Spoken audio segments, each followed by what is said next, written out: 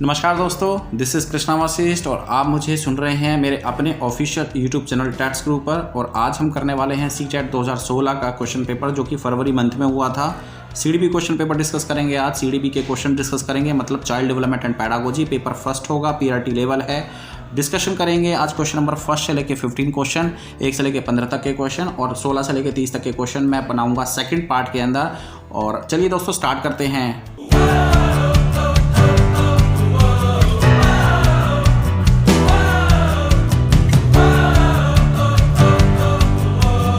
नमस्कार दोस्तों, जैसे कि मैंने आपको बताया आज हम करने वाले हैं 2016 का क्वेश्चन पेपर फर्स्ट होगा, पीआरटी लेवल होगा और डिस्कस करेंगे 30 क्वेश्चंस। पेपर काफ़ी इजी है, आइए चलो देखते हैं। सारे क्वेश्चन को अच्छे से डिस्कस करूंगा, ठीक है।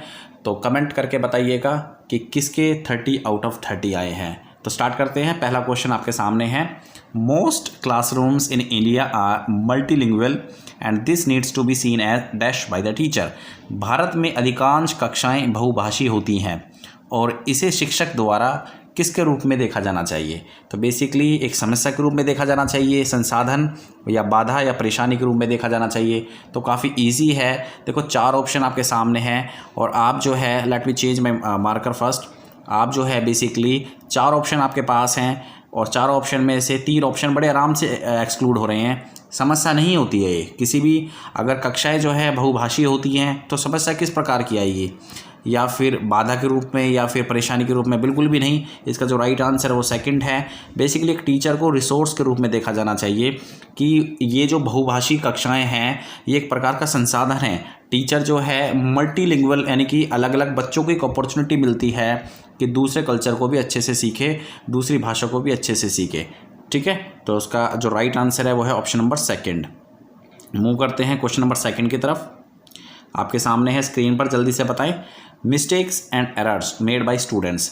अगर आप एक टीचर हैं आपको अच्छे से पता होगा कि स्टूडेंट जो है मिस्टेक और एरर्स करते हैं, ठीक है। तो ये जो चीज़ है, ये जो गलतियाँ और त्रुटियाँ हैं बच्चों की, ये किस कॉन्टेक्स्ट में देखी जानी चाहिए? तो जल्दी से बताएं। ऑप्शन आपके सामने हैं। बेसिकली शिक्षक और शिक्षार्थियों की असफलता का सूचक है, तो बिल्कुल भी नहीं, ठीक है। देखो बच्चे छोटे होते हैं, गलतियां तो करते ही हैं, गलतियां तो बड़ों से भी हो जाती है, तो बच्चे तो फिर बच्चे हैं। सेकंड ऑप्शन, उनके चिंतन को समझने के अवसर के रूप में देखी जानी चाहिए, बिल्कुल सही बात है। इसका जो आंसर है वो ऑप्शन नंबर सेकंड है। जो बच्चों की मिस्टेक्स हैं should be seen as opportunities to understand their thinking. देखो बच्चे जो हैं छोटे हैं, गलतियाँ करेंगे, ठीक। और प्याजे ने तो यहाँ तक भी कह दिया कि बच्चे जो हैं छोटे होते हैं, एडल्ट के मुकाबले उनकी थिंकिंग कम ही होती है। तो बच्चे जो गलतियाँ करते हैं तो एक प्रकार की वो विंडो है जिसमें बच्चे जो हैं देखते हैं। तो बच्चे अगर गलतियाँ नहीं करेंगे तो फिर सीखेंगे कहाँ से, ठीक है। बाकी ऑप्शन आप देख लो, बिल्कुल नेगेटिव है। कठोरता से निपटाई जानी चाहिए, बिल्कुल भी नहीं, ठीक है। या बच्चों को कमज़ोर अथवा उत्कृष्ट चिन्हित करने के अवसर। देखो साइकोलॉजी के अंदर हम सेग्रीगेशन या साइकोलॉजी के अंदर हम टैगिंग नहीं करते हैं। टैगिंग मतलब ये कमज़ोर है, ये अच्छा है, इस तरीके की टैगिंग हम नहीं करते हैं, ठीक है। तो ये बिल्कुल अपराध है साइकोलॉजी के अंदर। ऐसा अगर आप कल को टीचर बन जाओ तो बिल्कुल भी नहीं करना है, ठीक है। स्टार्ट करते हैं नेक्स्ट क्वेश्चन। देखो नेक्स्ट क्वेश्चन जो है वो एक प्रकार का स्टेटमेंट पूछ रहा है कि बच्चे जो हैं अपने एक्सपीरियंसेस के बेस पे ही सीखते हैं और जो छोटे बच्चे होते हैं उनको लिटिल साइंटिस्ट बोला गया है। तो जब लिटिल साइंटिस्ट की बात आई गई है तो बेसिकली आपको पता ही चल गया होगा कि किस साइकोलॉजिस्ट ने ये चीज़ कही थी कि बच्चे जो हैं छोटे क्यूरियस होते हैं और लिटिल साइंटिस्ट होते हैं। आपने भी देखा होगा आपके घर में छोटे बच्चे होते हैं तो बच्चे जो हैं क्यूरियस बहुत होते हैं। वो पूछते हैं कि ये क्या है, वो चीज़ क्या है, टीवी क्या है, टेबल क्या है, वो इस तरीके से पूछते हैं। और हम जो है कई बार इरिटेट हो जाते हैं, वो इतने क्वेश्चंस करते हैं। तो ये जो स्टेटमेंट है ये बेसिकली प्याजे ने कही थी, ठीक है। प्याजे की स्टेटमेंट है। मूव करते हैं नेक्स्ट क्वेश्चन की तरफ। Fourth question, child centred pedagogy क्या है? मतलब जो बाल केंद्रित शिक्षा शास्त्र है उसका एक्चुअली में अर्थ क्या है, ठीक है। तो बेसिकली आपके सामने ऑप्शन है, ऑप्शन पढ़ें। Asking the children to follow and imitate the teacher, बिल्कुल भी नहीं करना, ठीक है। इमिटेट करवाओगे तो बच्चों को नकल करने की आदत होगी। अच्छा, उसके बाद giving primacy to children's voices and their active participation, तो बिल्कुल सही बात है। ऑप्शन काफ़ी पॉजिटिव है, इसके साथ हम जाएंगे। बच्चे जो हैं बेसिकली जो बच्चे छोटे होते हैं, बाल केंद्रित शिक्षा शास्त्र का अर्थ है बच्चों की अभिव्यक्ति और उनके सक्रिय भागीदारी को महत्व देना। देखो बच्चे जो एक्टिव पार्टिसिपेट करें और बेसिकली बच्चों को अपॉर्चुनिटी दी जानी चाहिए, उनकी वॉइस को रेज करना चाहिए। कोई भी अगर वो डाउट पूछते हैं उनके डाउट को बिल्कुल क्लियर करना चाहिए और कोई भी एक्टिविटी है बच्चों को मोटिवेट करना चाहिए कि वो उस एक्टिविटी के अंदर पार्टिसिपेट करें। ठीक है, जब भी जो है कोई भी क्लास चाइल्ड सेंटर्ड हो पाएगी। ठीक है, आई होप कि आपको अच्छे से समझ में आ गया होगा। तो ये हैं आपके 4 क्वेश्चन। उसके बाद हम मूव करते हैं क्वेश्चन नंबर, ये आपका जो है 3rd स्लाइड जल्दी से।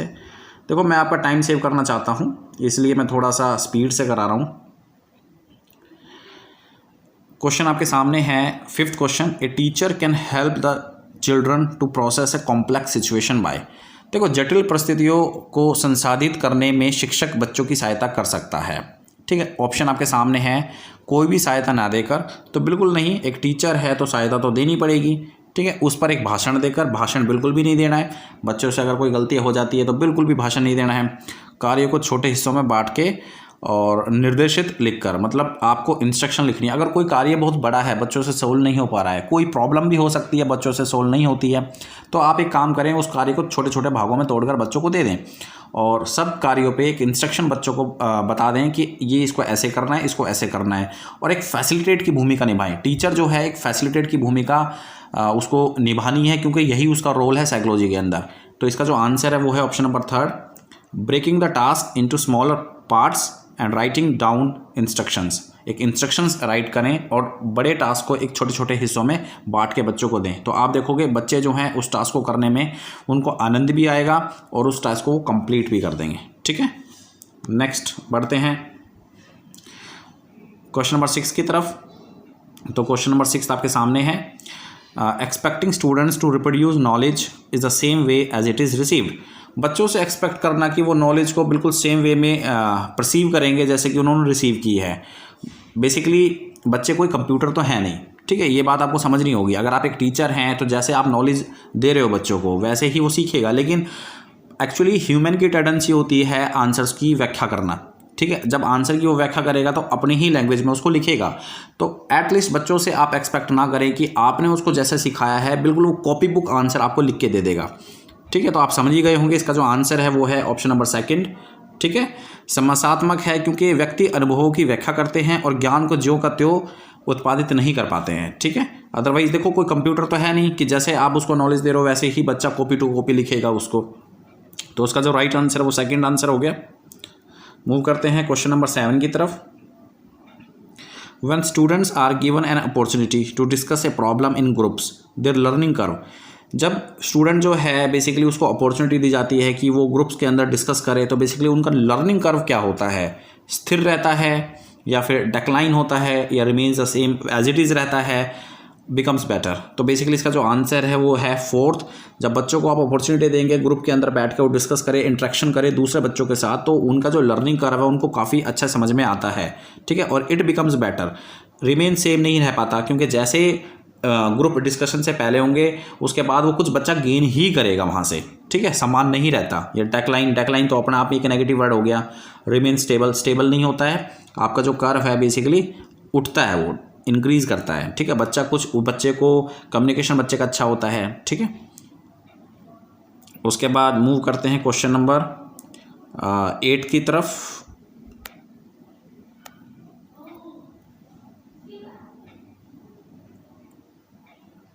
तो क्वेश्चन नंबर 8 आपके सामने है, the pace of development varies from one individual to another but it follows dash pattern. विकास की गति एक व्यक्ति के दूसरे व्यक्ति में भिन्न होती है। मतलब जो विकास की गति होती है आपको पता ही होगा, प्रिंसिपल है डेवलपमेंट का, जो विकास की गति होती है वो एक व्यक्ति से दूसरे व्यक्ति में अलग अलग तरह की होती है। तो बेसिकली ये किस नमूने का अनुगमन करती है। ठीक है, तो बेसिकली किस पैटर्न को ये फॉलो करती है। तो भाई विकास की गति है तो बेसिकली ऑप्शन नंबर 3rd को ही फॉलो करेगा, जैसे कि ये सिक्वेंशियल एंड ऑर्डरली है यहाँ पे। जैसे कि मैं उदाहरण के तौर पे एग्जांपल आपको देना चाहता हूँ। मान लो एक बच्चा है, बिल्कुल छोटा बच्चा है। ठीक है, उसको बेसिकली जो है उसको स्क्वायर बनाना नहीं आ रहा। ठीक है, उसको इस तरीके से स्क्वायर बनाना ही नहीं आ रहा जिसकी चारों साइडें बराबर होती हैं। तो टीचर ये एज्यूम कर लेगा कि उसको डायमंड भी बनाने नहीं आएगा। डायमंड तो काफ़ी कॉम्प्लिकेटेड शेप का होता है, तो उसको ना क्यूब बनाना आएगा ना डायमंड बनाना आएगा। क्योंकि उसने क्यों ये एज्यूम कर लिया, क्योंकि जो हमारा जो डेवलपमेंट है ना वो एक सीक्वेंशियल प्रोसेस में होता है या फिर एक ऑर्डरली प्रोसेस में होता है, क्रमबद्ध एक व्यवस्थित तरीके से होता है। ऐसे नहीं है कि प्याजे की जो 4th स्टेज है वो डायरेक्टली आ जाएगी और जबकि उसकी फर्स्ट स्टेज यानी कि सेंसरी मोटर स्टेज नहीं आ पाएगी, सेंसरी मोटर स्टेज बाद में आ रही है, या प्याजे की जो 4th स्टेज है फॉर्मल ऑपरेशन वो पहले आ रही है। ऐसे नहीं होता है, ऑर्डरली होता है। ठीक है, ऑर्डरली ही बच्चा सीखता है, पहले सिंपल चीज़ें सीखता है, उसके बाद वो धीरे धीरे जो है कॉम्प्लिकेटेड होती जाती हैं। तो ऐसे ही बच्चा सीखता है, यही बच्चे की सीखने की टेंडेंसी होती है।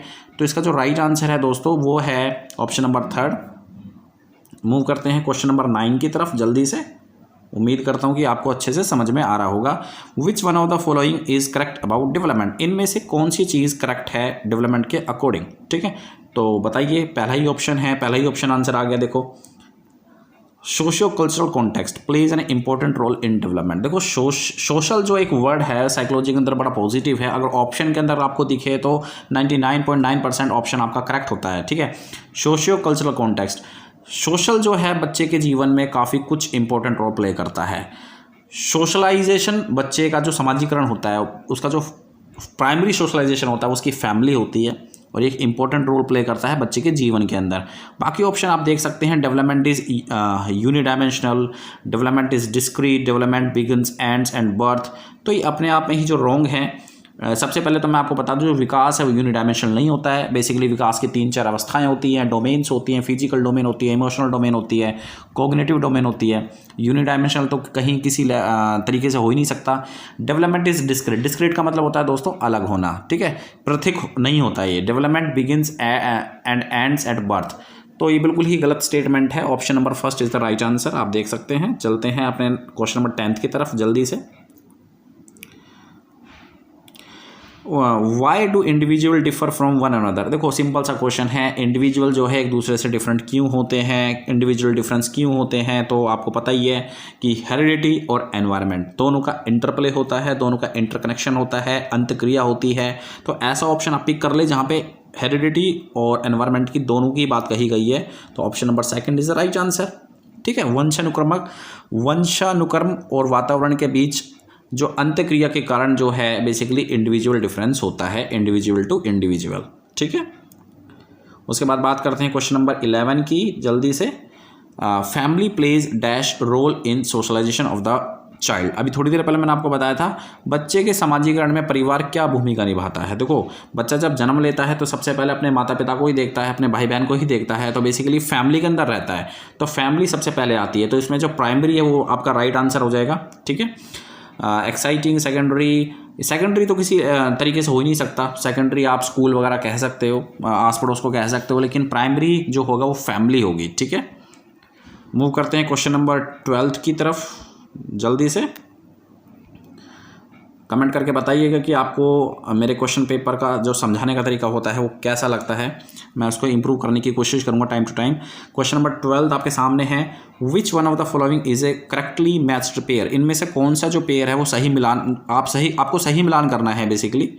ठीक है, तो इसका जो सही मिलान आप कर सकते हो। ऑप्शन नंबर 4 इसका राइट आंसर है। देखो, concrete operational child, concrete operational child मतलब प्याजे की जो 3rd स्टेज है कॉन्क्रीट ऑपरेशनल चाइल्ड के साथ में लिखा हुआ है is able to conserve and classify. अब कोई भी बच्चा जो है इस पर्टिकुलर स्टेज के अंदर अगर होगा, कॉन्क्रीट ऑपरेशनल चाइल्ड स्टेज के अंदर होगा, तो बेसिकली वो कंजर्वेशन अच्छे से सीख पाएगा, क्लासीफाई ये विशेषताएं उसके अंदर आती हैं। ठीक है, बाकी ऑप्शंस आप देख सकते हो वो करेक्टली मैच नहीं है।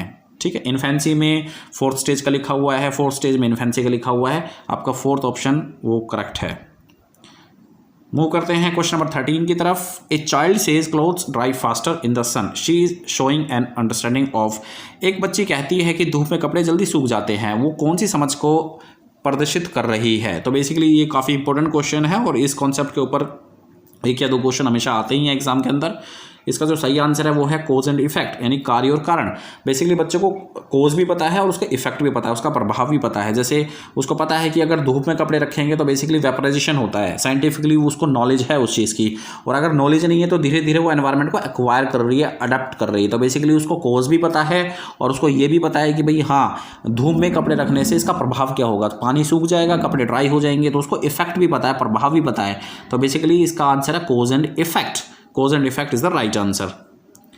बात करते हैं क्वेश्चन नंबर 14 की तरफ। अकॉर्डिंग टू पियाजे children's thinking differs in dash from adult then in dash. तो पियाजे के अनुसार बच्चे का जो चिंतन वयस्कों से, वयस्क मतलब एडल्ट, वयस्कों से भिन्न होता है।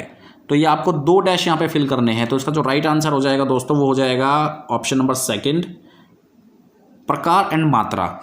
ये तो पियाजे की जो स्टेटमेंट है, पियाजे की जो थ्योरी है वो इसी स्टेटमेंट के ऊपर बेस्ड है कि पियाजे जो है, पियाजे ने बेसिकली चिल्ड्रन है उनकी जो थिंकिंग को बेसिकली इग्नोर किया है और उन्होंने कहा है कि जो 10 साल का बच्चा है वो कम तरीके से सोच पाता है एज़ कम्पेयर टू एडल्ट। अगर एडल्ट 30 साल का है और एक 10 साल का बच्चा है तो थिंकिंग में ज़मीन आसमान का अंतर होगा। जैसे जैसे एज बढ़ेगी वैसे वैसे एडल्ट की जो है या किसी भी पर्सन की थिंकिंग इंप्रूव होती है। तो इस उनके मुताबिक जो बच्चा छोटी एज में है और जो बच्चा बड़ी एज में है तो बड़े बच्चे अच्छे से सोच पाएंगे और छोटे बच्चे कम सोच पाएंगे। तो जो छोटे बच्चे हैं उनकी थिंकिंग को उन्होंने ओवर एस्टिमेट किया था। ठीक है, और उसके बाद मूव करते हैं क्वेश्चन नंबर 15 की तरफ। विच one of the following is an example of scaffolding. इनमें से बेसिकली निम्नलिखित में से कौन सा एक आधारभूत सहायता का उदाहरण है। स्कैफोल्डिंग आप सभी को पता है वाइगोत्स्की का एक कॉन्सेप्ट है जहाँ पे हम बच्चों को क्लू देते हैं, क्यों देते हैं और फिर धीरे धीरे बच्चा जो है उस प्रॉब्लम को सोल्व कर देता है। अगर बच्चे को कुछ कन्फ्यूजन होती है तो स्कैफोल्डिंग धीरे धीरे उसको हम टाइमली प्रोवाइड करें। स्कैफोल्डिंग का जो अमाउंट है वो घटा भी सकते हैं, बढ़ा भी सकते हैं। तो बेसिकली जो उसका राइट आंसर है वो है option number 4, giving prompts and cues and asking questions at critical junctures. अनुबोधन और संकेत देना तथा नाजुक स्थितियों में प्रश्न पूछना, यही एक प्रकार का स्कैफोल्डिंग है। बाकी ऑप्शन आप देख सकते हैं, मोटिवेशनल लेक्चर देना या फिर एक्सप्लेनेशन ऑफर करना, ठीक है, या फिर मटेरियल या नॉन मटेरियल रिवॉर्ड देना। तो ये ऑप्शन जो है नहीं हो सकते यहाँ पे, इन ऑप्शन को आप एक्सक्लूड कर दोगे डायरेक्टली। तो ये थे बच्चों दोस्तों आज के टोटल क्वेश्चन 15। और ये जो पेपर है 2016 का पेपर है जो कि फरवरी मंथ में कंडक्ट हुआ था। पेपर फर्स्ट है, ये पेपर फर्स्ट है। ठीक है, आज मैंने आपको कराया 1 से लेकर 15 तक के क्वेश्चन। नेक्स्ट वीडियो में मैं लेके आऊँगा 16 से लेकर 30 तक के क्वेश्चन। ठीक है, कमेंट में बताइएगा वीडियो आपको कैसा लगा है और मेरे पढ़ाने का स्टाइल भी बताइएगा कि मैं कैसे पढ़ाता हूँ। डेफिनेटली जो है मैं अपने आप को इम्प्रूव करूँगा। ठीक है, और अपने नोट्स टाइम टू टाइम बनाते रहना। थैंक यू वेरी मच, मिलते हैं किसी नई वीडियो के अंदर। थैंक यू दोस्तों, सेकंड पार्ट में जल्दी बनाऊँगा।